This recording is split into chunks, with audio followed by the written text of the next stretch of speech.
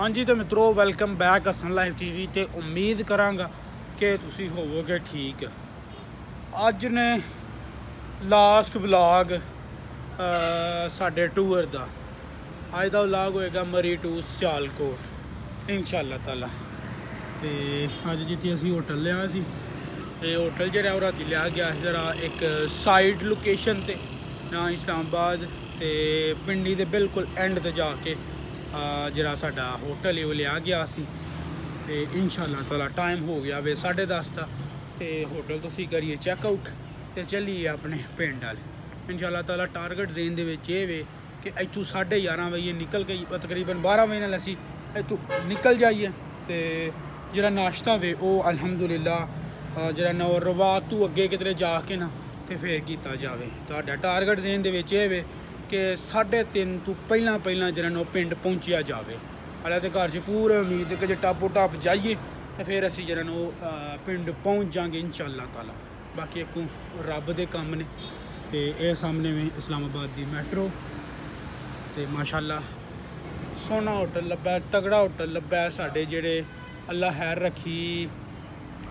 Tour जेड़ा बहुत ही ज़्यादा कमाल दा बहुत ही ज़्यादा वधिया तो बहुत ही ज़्यादा घैंट गुजरिया वे साडा टूर जेड़ा। बाकी होर जाके तो तुहानूं दस्सांगे साडा किन्ना खर्चा आया किन्ना पेट्रोल लगा जो भी होर हिसाब किताब है सारा तुहानूं दस्सांगे। इस टाइम जेड़ा मैं अपने होटल जेड़ा ओहदे बिल्कुल टॉप फ्लोर ते आके ते वीडियो शूट कर रहा हूँ। अजकल जेड़ा बेहतरीन किस्म दा नज़ारा भी इस साइड दे सारे पहाड़ ने ते अजकल साइड जी आली साइड जी इधर असीं जेड़ा मरी छड्ड के आए हैं। कल इस टाइम साडी तूती बोलन डई दो जैकटां पाइयां हन फिर भी ठंड लगन डई ही ते अज छोटी जी शर्ट पाई है तो फिर भी जरा गर्मी लगन डई है। इन्नी चेंजिंग है मड़ी ते पिंडी इस्लामाबाद के मौसम के विच ते चलने हुण साडी सलाह ये वे कि जो भी चाहे नाश्ता हो रवात तो बाद जाके ते कीता जाए। तो चैनल नूं सबसक्राइब करो तो व्लॉग जो एंड तक वेंदे रहो। अल्लाह खैर रखी तो असी पहुँच चुके हैं रवात तो थोड़ा जी पिछे हाँ तो साढ़े जेह्ड़े दो बशिंदे ने मोटरसाइकिल तो मोटरसाइकिल बहुत ही ज़्यादा स्लो चला रहे हैं ये करके सानू थां थां ते जेह्ड़ा रुकना पैंदा उन्हां दे वेट वास्ते। तो असीं फिर इत्थे रुक रहे हैं इत्थे रवात तो पिछे एक छोटा जिहा स्टे वे उत्थे तो हूँ आउंदे ने तो फिर उन्होंने नाल लैके हौली हौली टुरने आ। साडी सलाह ये सी कि 11 बजे निकलीए तो अपना मित्रों प्लान तो यह कि रवात रोटी खाते तो अं गुजरां भी छड्ड आए हैं पिछे तो इस टाइम असीं जरा रुकन डे अस रुकन डे हाँ सोहात तो हूँ इत्थे अल्लाह किया एक रेस्टोरेंट लब्भा इत्थे रोटी खान लगे हैं नाश्ता करन लगे हैं। टाइम जो तकरीबन 1 दा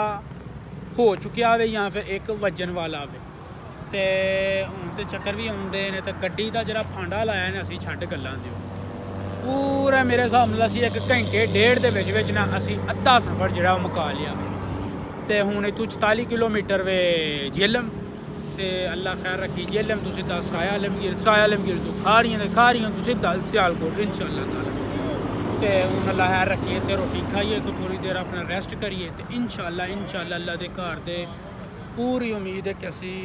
3 बजे लास्ट इंशाअल्लाह ताला असी पिंड पहुँचते होइयांगे इंशाअल्लाह ताला। राह में ना कमाल सी बंब राह सी बट पिंडी दे विच थोड़ी जी प्रॉब्लम हुई सी जित्थे असी होटल लिया सी ना बिल्कुल उहदे पिछे ही पिंडी स्टेडियम सानू नहीं पता है तो वो अज मैं मैच सी किसी टीम का तो उसकी वजह तो बहुत ही ज़्यादा सिक्योरिटी सी तो जिहदे करके सानू बहुत ही ज़्यादा लंबा वला पिया तो फिर जो ना वो असी इत्थे आके ते अपना ना वो किया वे लंबा स्टे करके तकरीबन जलील हो गए तो फिर असी इत्थे पहुँचे। तो ये साढ़े बशिंदे आ गए ने जेह्ड़े हर बारी पिछे ही रहिंदे ने साढ़े पलाऊ आ चुकिया तो वो खान लगे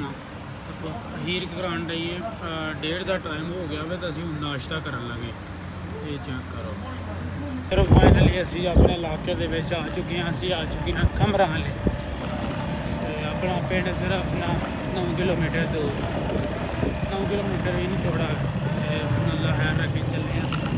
पिंड तो मुलाकात होंदी है तुहाडी उत्थे जाके थक टुट गए हैं हम उत्थे जाके ते अपना कैमरा ऑन करना है नहा धो के फ्रैश हो के टाइम जेह्ड़ा वो तकरीबन 4 का हो चुके हैं। फाइनली जेह्ड़ा ना वो असी आ चुके हैं अपने घर तो